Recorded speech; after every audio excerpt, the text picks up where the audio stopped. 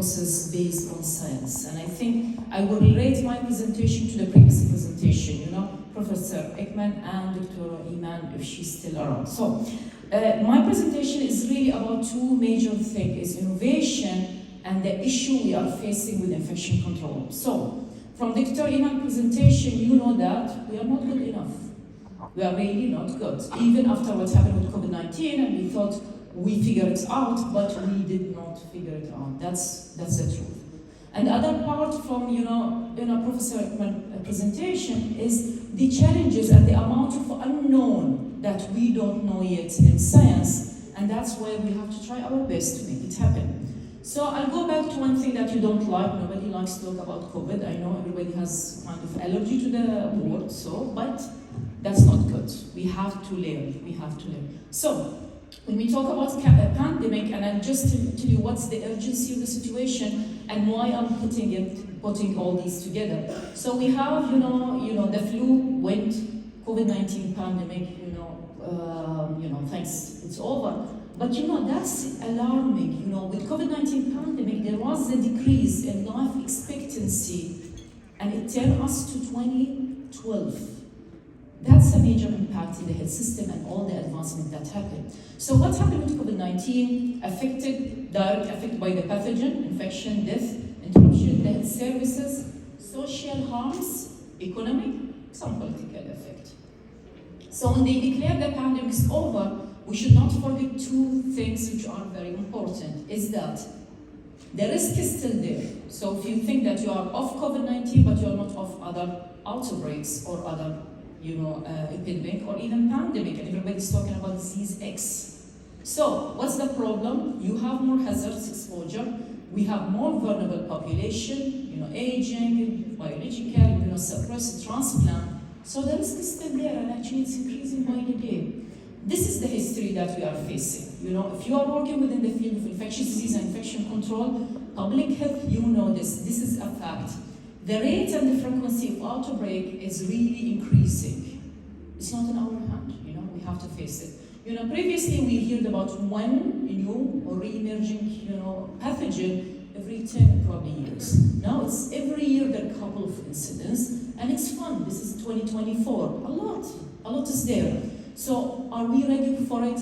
How much we really did our work, or we really prepared for the next, in 2024? Still we are talking about H5N1, we're talking about Marburg fever, monkeypox, which came and still there. So why now? Why we are discussing this concept now is basically because of three major elements. Urbanization is there, and we cannot, really ignore it. International travel, so travel.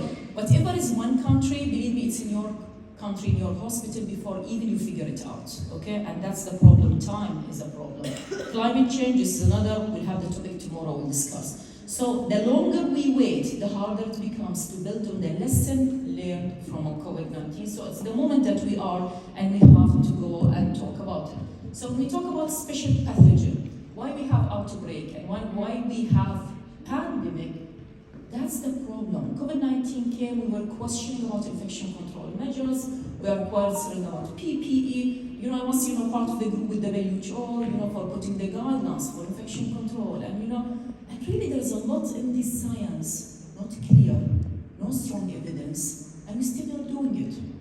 That's the fact, okay? So there's a lot of unknown to, face the future. This is from the European, CDC. And they thought about strategic level, how to look for the future and how we combat or be ready for the next pandemic. Is basically public health workforce, and that's example. We are training our people, and Dr. Iman actually talked a lot about the training, the importance of training, which is good, but not good enough. And then you come for preparing for the next public crisis. Data, and our region probably is the weakest region in data. That's a fact, okay? And then risk communication, how to talk to each other and how to communicate. There are several things if you have an outbreak or a new emerging infectious disease, and to be ready, 5 steps. That's lesson learned from COVID-19 pandemic. Number 1 is you identify it, your stakeholder, who is everybody around you, identify, isolate, inform, practice, and know your resources. You cannot do something you cannot and you don't have.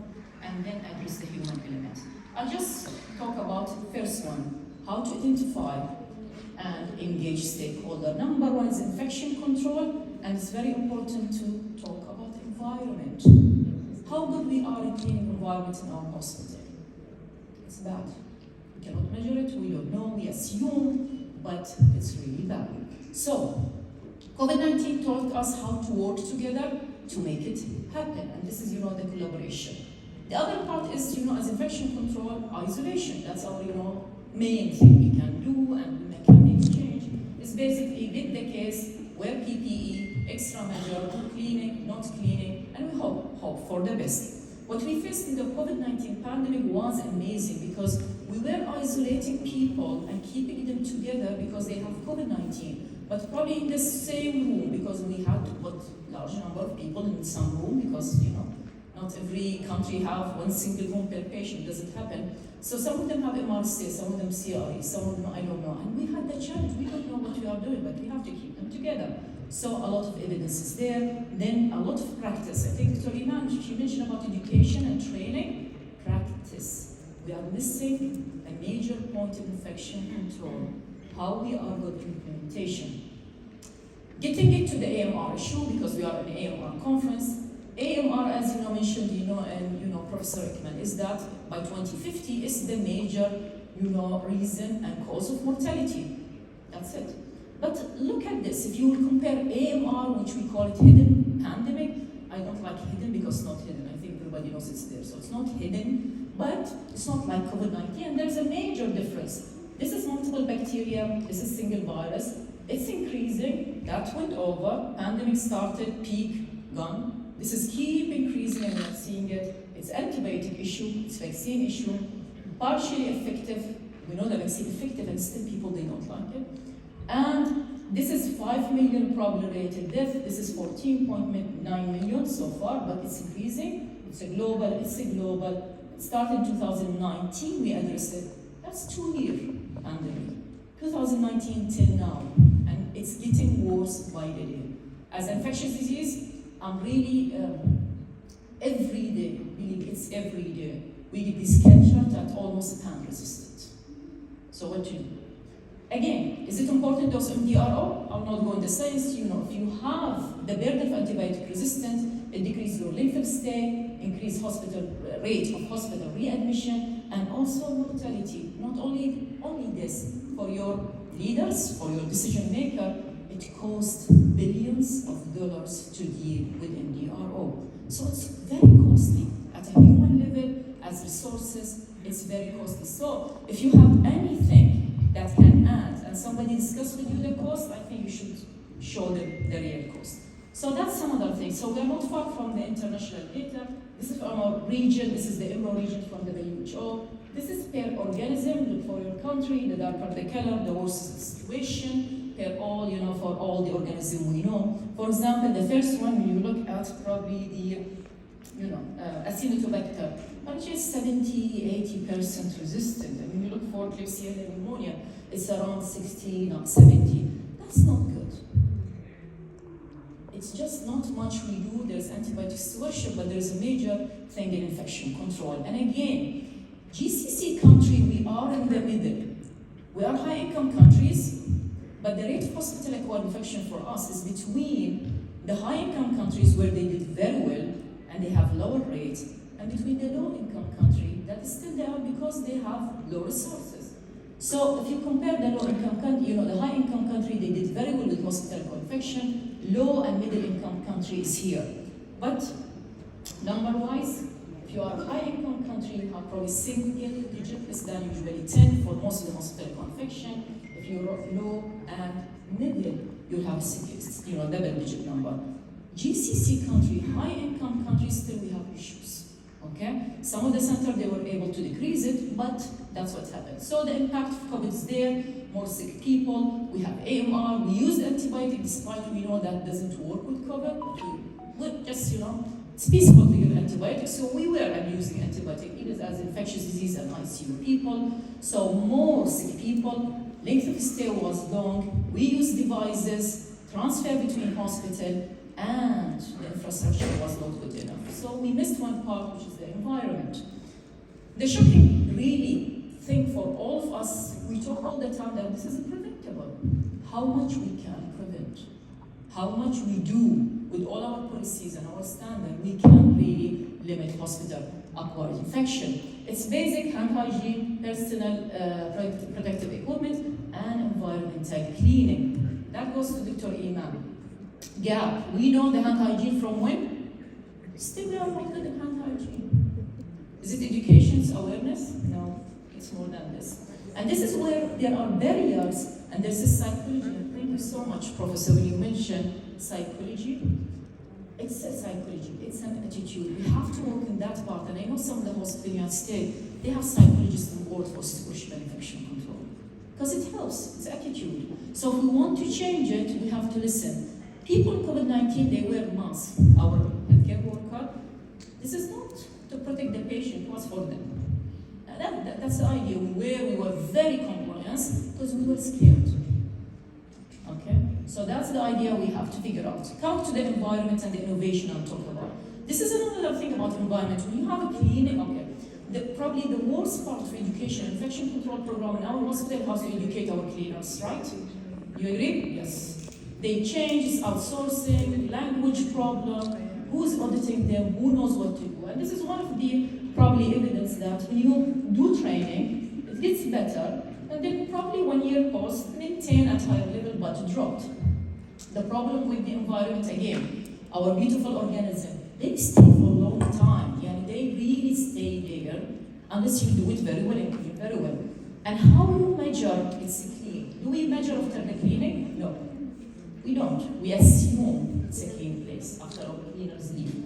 And the other problem is that it's very high incidence. If you have a pathogen, MRSA, for example, in a patient room, and that patient left, the next patient coming in the same room will become MRSA, even if we do what we call terminal cleaning, and I don't know what, okay? So even if you do it, there's still a high risk. So at the same time, when you're cleaning will decrease your colonization and helping for the best. So a lot of research, this is just recent, a lot of missing information within the environment cleaning. We don't know much, but we are going to do probably better in the future. This is what I'll talk about, is the extra layer of prevention. It's not the solution, it's just another layer of prevention. You have to make sure that this is clear. I'm talking about specific FAR UVC, which is the 2022, exactly at that range, and this is what's provided, this is the innovation, because all of us probably used UV before, different company, different spectrum, which was harmful probably. If you will compare the FAR UVC, which is the last one, it is really safe, surface decontamination, material degradation, no, it will not affect, it is human safe. So it does not affect the eye, which is very important for ultraviolet because it does not penetrate the cornea, and we have the tear layer. For skin, we are protected, so it's much safer than the previous UV devices we used in the past. There is enough evidence in the literature right now. If you go, just write FAR UVC in the literature and go to PubMed or any search and try, you will see within the last 5 years, a lot is being done to prove or not to prove what's happening. So we have some evidence that it can decrease airborne diseases like COVID or whatever. The other organism that we hate, MRSA, MSSA, E. coli, yes, ESBL, it in decrease, and that's study published. Again, C. diff, you know, it's hard to clean, everybody knows, and there's some recommendation to go extra mile with C. diff. The other, you know, Candida albicans, the Candida, if you utilize it compared with other UV, it decreases the number of colonies of Candida. And the good news is that was a publication recently that even with Candida aureus. How good is this? Okay, so there is some evidence in the literature that can help in decreasing it. Actually, it's been approved by the government of, Danish government. WHO has some kind of advice about it.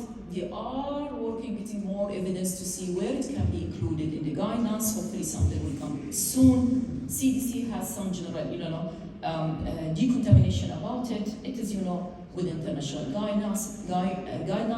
In Denmark, actually, they use it specifically more within the COVID-19 pandemic. They saw that there was a major decrease in bacterial load, and this is actual data, not publication. They use it in the COVID, and the thing, ambulance. Did you get this question before? How good is our cleaning the ambulance? Did you get inside one of those ambulances?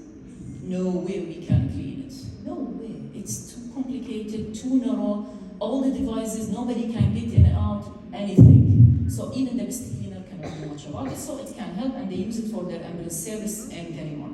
This is some data that's done in the GCC country, in different countries. This is from Saudi Arabia, some of the MOH hospital. It's just idea. We have some publication, we have real data work. These are, and you have to look, this is too much detail, don't look.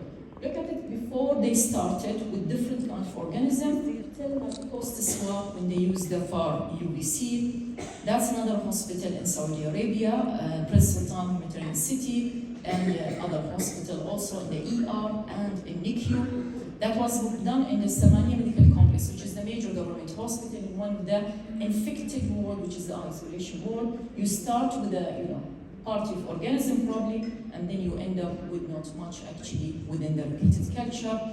And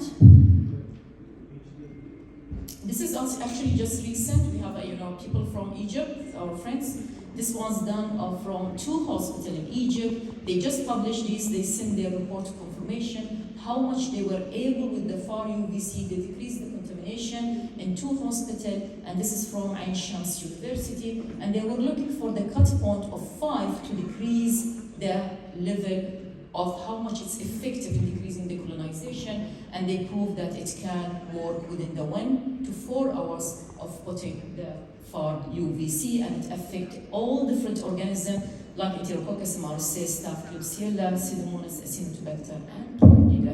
And these real-world data from different hospitals that it can decrease it. So the question for all of us, yes, it's not the only solution, it's an add-on, extra protection, safety measure. The advantage of it, it can be continuous, so you keep it in the room, you don't do something, there's maintenance for it. It is unobstructive, so you don't have to put devices, because if you remember our all different decontamination sterilization machine, we have to get them inside. Patient will be empty for a couple of hours before you get the other patient. No, you can't do it while the patient is in, because it's safe, it's smart, it's sensor. You can put it, it's easy, it's not expensive. It can decrease the contamination, colonization of different multi-drug organisms. So it's cost versus how much benefit we can get. Everything after infectious disease is not. So some of the points that I wanted to take is we have to continue evolve in science. We cannot stop and do the same thing again and again, assume we have. And this is, it's business, okay? It's management. If you do the same thing again and again and assume you will get a much better outcome, you are wrong. So we have to do something in the way we work, and it's really more cost effective than other, innovation that we use, and we have to do actually more infection control. I'll go back related to the Dr. Iman. It's really impressive what we passed through COVID-19, and still we try to figure out what went wrong, that people lost their trust in vaccination and some system, and I don't know, policies and procedure, and what happened? I think this is, by the director, for NIH, and what he said, maybe we underinvested in research on human behavior. That's the psychology. We don't know why we do what we do. I never imagined a year ago, when those vaccines were just proving to be fantastically safe and effective, that we still have 60 million people not to take them. And still, I don't want to ask you, but I know most of you didn't take the booster of COVID-19, right? Who took the 4th booster of COVID-19? We have 5 people. That's not bad. We can get more from in the future. But that's the idea. We have science. We have evidence. Even us as people work with science, we don't believe much in it. So, for the next pandemic, you have to predict it, give information, innovation, and advance in the process what you do. And that's implementation part. We are missing we have a big gap in implementation. When you go for your regular audit on the floors, you will see what people are doing. It's amazing. So please look for it. And the word that we have to be is the healthcare system resilient. I think this is the major lesson from COVID-19. We have to keep change, flexible, listen and update, because otherwise you never know when the outbreak coming and when the pandemic is coming for us. So please be ready and not to be in shock. And this is the message, when things go well with infection control, they say you are a hero. But when it goes wrong, you are the first one to be blamed. And all of us face this, right? Agree. Good. So don't underestimate that, friendship as infection control. We try to have good relationship with everyone because we need it. Create a culture of change. It's everyday work. Be flexible, adapt, and evolve. And as I said previously, we have to do more infection control. So key message, be ready for the next pandemic or outbreak, whatever it is. We have a lot of challenge and opportunity, but we have to utilize the innovation we have. And the last slide is probably, it's this. When we cope with crisis, we have the opportunity to rediscover the basic value of humanity, and we all agree about it, but it's in our hand to have a foundation for a safer and healthier, cleaner life on Earth. So it's time to retire the old methodology and give a fresh start. So, are we ready? And I usually ask, are we ready for the next pandemic? No. Believe me, no. But we should try our best. Infection control and antibiotic stewardship there, workforce expansion, data, and product innovation that, as explained, with the following recent technology, which is very helpful. So the next pandemic, not if, but when, and be ready for it. I like that graph because that's a major, and goes to Dr. Iman's presentation and Professor Ekman, is that there are a lot of things at the tip of the iceberg we all know. That we agree on it. There is, you go a little bit down, there's some of us only know some facts. The problem is that what you really should know and we don't know, and this is where we ask ourselves, and this is probably usually the research question that we try to figure it every time and really we want to solve. So, no magic bullets, okay? Thinking about all the problem in a new way. That's what we have to do and utilize all this innovation. And we have, I think, to achieve great things is really two things. A plan, and you have to be ready and get all the solutions you have in hand to advance, and not quite enough time, because really we do very well under pressure in the system. So thank you so much for listening. Thank you very much, Dr. Jahia. We have time for one question only before our lunch break. Yes, please. The mic there.